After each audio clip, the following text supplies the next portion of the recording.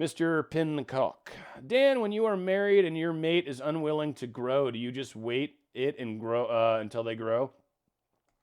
I think there's two ways to handle this.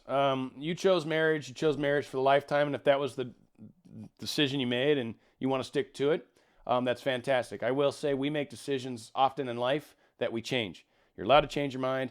That's part of our souls. Our soulmates are cool with it in the end, I will say.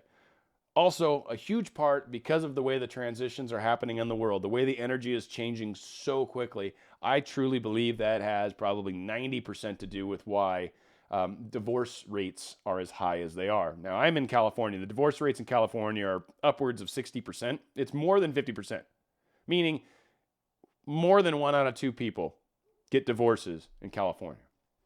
So, divorces are common, at least in my world.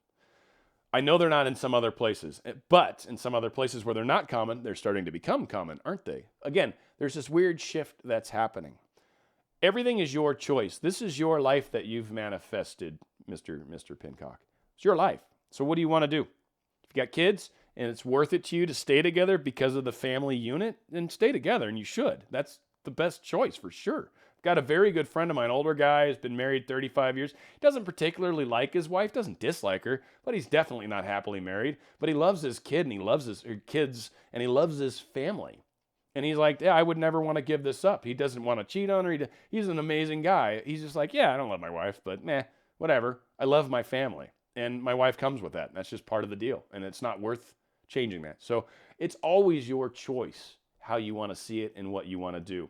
I don't believe there's a moral punishment for choosing to not stay in a relationship that you're not happy with. I think it's a good idea to give it your fair shake and try to communicate about it and really try to give the other person a chance.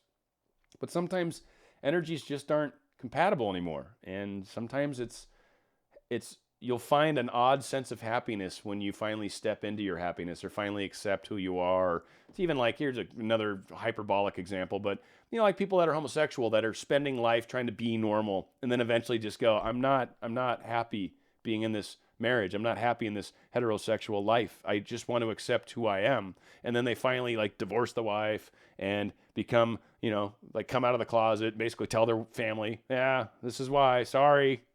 But they're finally happy. And in most cases, pretty well received by the other side. But, again, it depends. But that is always your choice. And I think that's very, very, very important.